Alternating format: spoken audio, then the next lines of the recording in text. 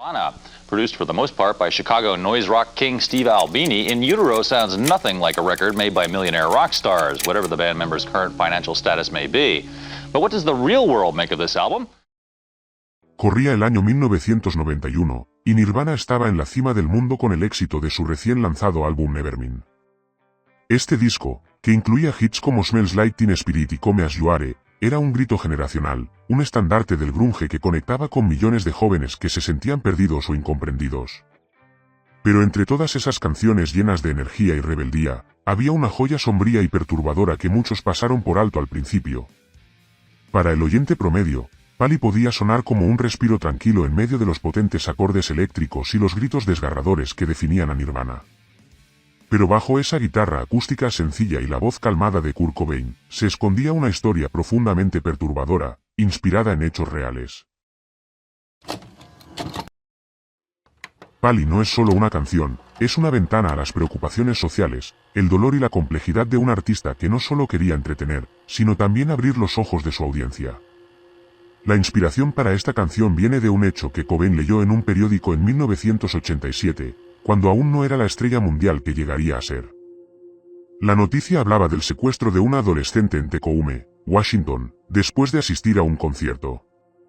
Su captor, un hombre llamado Gerald Friend, ya había sido condenado por crímenes similares en el pasado y estaba en libertad condicional. Durante días, Friend torturó y abusó de la joven. Sin embargo, la historia no terminó ahí. Contra todo pronóstico, esta chica usó su inteligencia y valentía para sobrevivir. Fingió cooperar con su agresor, lo que le permitió ganarse su confianza. En el momento adecuado, cuando él bajó la guardia, logró escapar y buscar ayuda.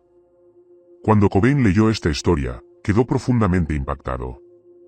Más que un relato de horror, lo vio como un símbolo del poder de la resiliencia, pero también como un reflejo de una sociedad que falla al proteger a los vulnerables.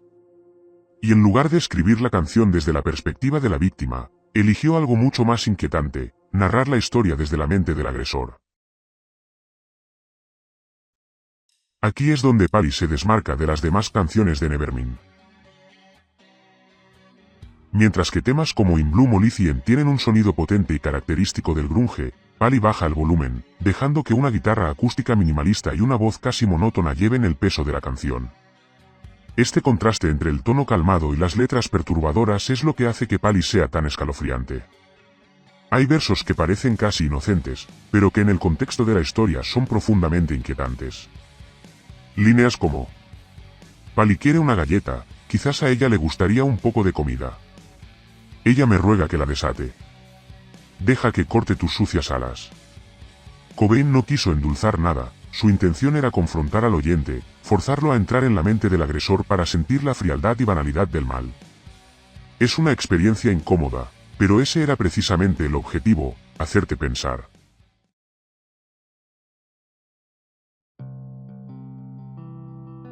No todos entendieron el mensaje.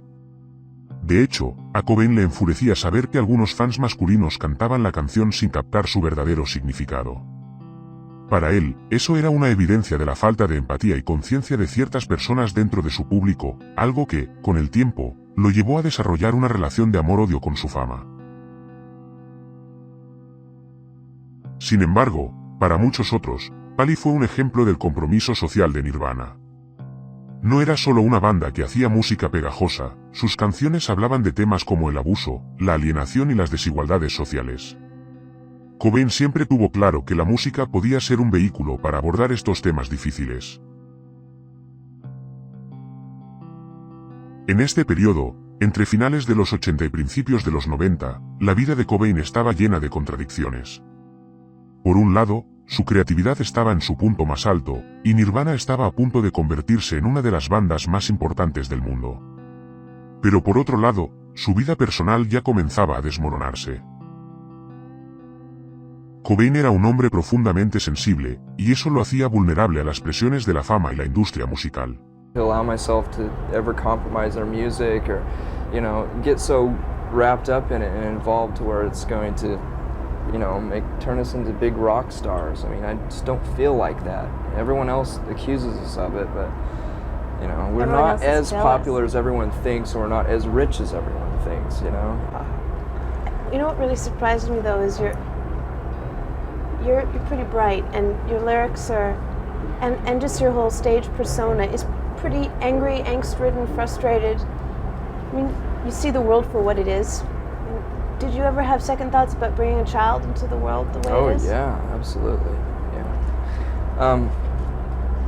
I really can't describe what changed our attitude so fast. I think, you know, I really was a lot more negative and angry and everything else a few years ago, but that had a lot to do with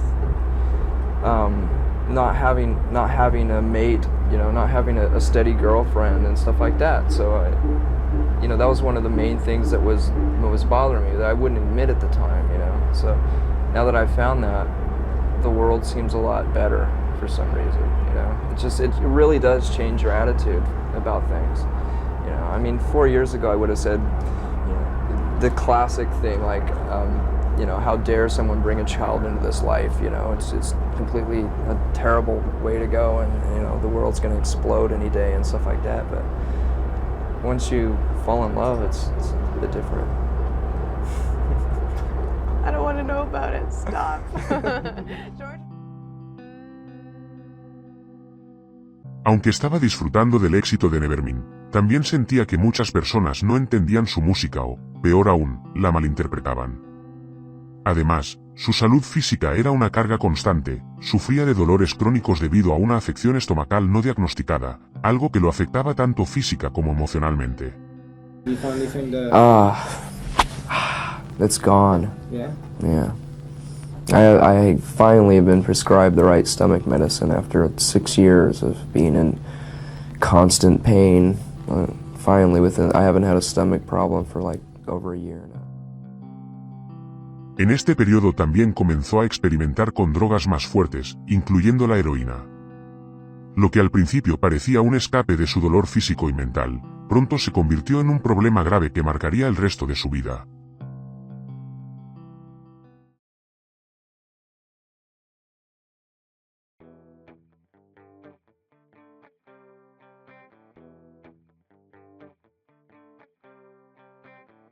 Hoy en día, Pali se considera una de las canciones más valientes y controvertidas de Nirvana. No es una canción fácil de escuchar ni de interpretar, pero ese era exactamente el punto. Es un recordatorio del compromiso de Cobain con usar su música como un espejo para las partes más oscuras de la sociedad.